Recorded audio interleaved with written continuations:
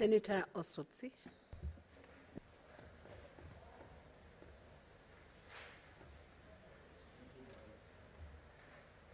Madam Speaker, for this opportunity to also make my comments on the NADCO report.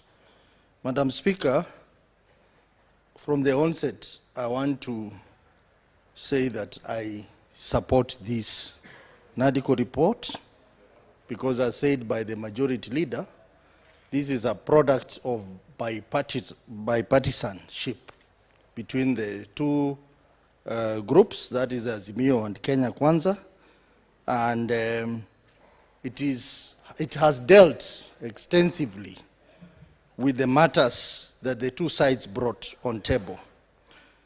Madam Speaker, I have gone through this report. I have a concern because this report does not have an implementation framework. There is no timelines. There is nowhere in this report that is suggesting that someone somewhere or some institutions is going to trigger this process. So even as we debate this report and support it, I want to encourage that we bring amendments to the report so that we can have an implementation framework for this report. Or we amend this motion so that we give direction maybe to the two leaders, the leader of majority and the leader of minority, to initiate the process to implement the recommendations that are in this report. Otherwise, we risk to pass a report which will not have legs because it can't be implemented. No one will have the responsibility of implementing. So, Madam Speaker, I have that concern. But that does not mean that, Madam Speaker, I am not supporting the recommendation of this. I support the recommendation, but let us be very clear that we have a proper implementation framework in place. Madam Speaker, there are urgent issues that this report is addressing. You know we have a challenge with the reconstitution of IBC, and this report is recommending that we change the selection panel of IBC.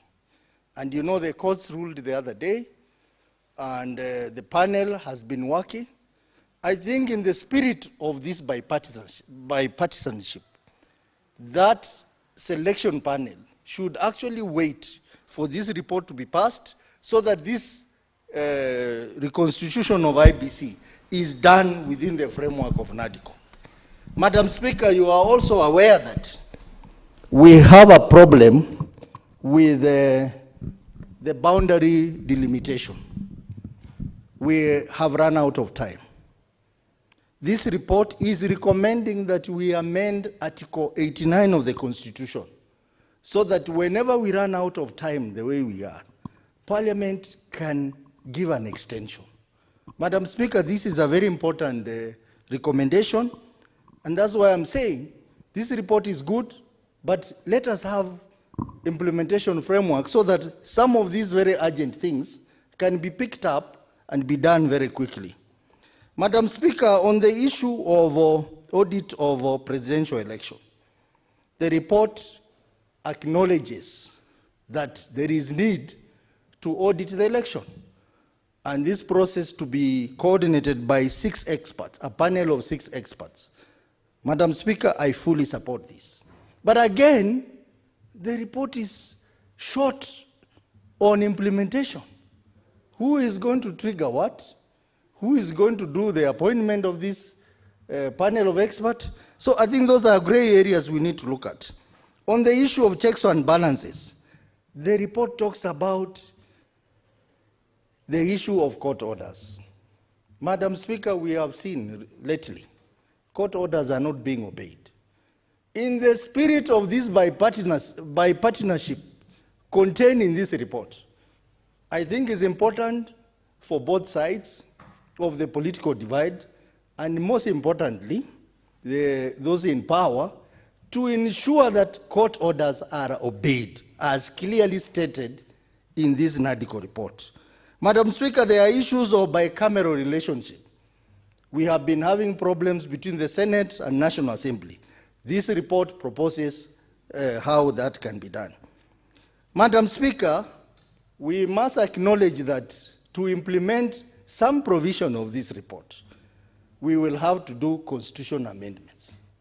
For you to entrench the offices that have been suggested here, the office of the Prime Minister, the office of the Leader of Opposition, and 2 deputy leaders of opposition, we will need to do constitutional amendment. That has also to be given an implementation framework. Coming to the issue of cost of living, Madam Speaker, the position of the Azimio coalition is very clear on what they wanted. But unfortunately, the Kenya Kwanza requested that that assignment be left to them. And therefore, Kenyans, we are waiting to see that the cost of living be reduced. The issue of counties, the proposals are very good. Increase in shareable revenue to 20%, issues of finalizing the transfer of functions to counties, the issue of ensuring that regional development authorities, we have representation of counties. I think that's very progressive for us as a Senate, and it's something good to support. Madam Speaker, there are issues to do with the retirement of the Auditor General. Madam Speaker, this is a serious issue, that the Auditor General is not included in the Retirement Act. And yet, this is a very important office in this country. I also support the proposal to increase the term of office for Senate to 7 years. I think that is something that we need to think about, because in other jurisdictions, that is what happens. So Kenya, we are not an island. We can also have that arrangement. And of course, staggering the elections, so that you don't do 6 elections in one day. You can stagger it for several days. The issue of cash transfer to the older people, Madam Speaker, there is a recommendation that we need to enhance it, maybe from 2,000 and maybe to 10,000, so that the older people do not continue suffering the way they are suffering, and of course, the money should be paid promptly. Madam Speaker, there are so many exciting recommendations in this report, including that election laws must be enacted at least 18 months before election. That's very progressive. The issue of increasing the period for lodging and determination of election petition at the Supreme Court from 14 days to 21 days is very progressive.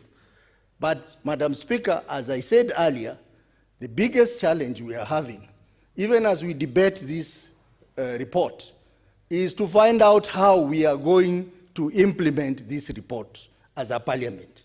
Because it is going to be a waste of taxpayers' money for such a wonderful report that is going to unite this country to be passed by this House, and then we are not sure who will do what, which committee will do it. So I want to suggest, and this request is to the majority leader and minority leader of the 2 houses, to incorporate amendments that are going to define the implementation framework for this report. And I'm sure if this report is implemented, Madam Speaker, then we will be on the right track as a country.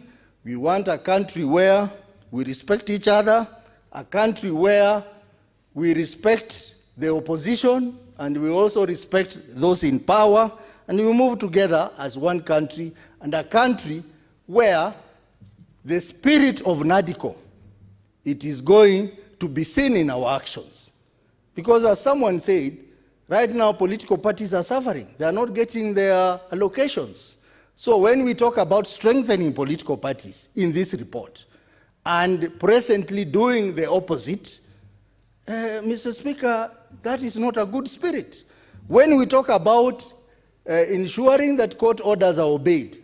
But in this report, outside this report, we are doing the opposite.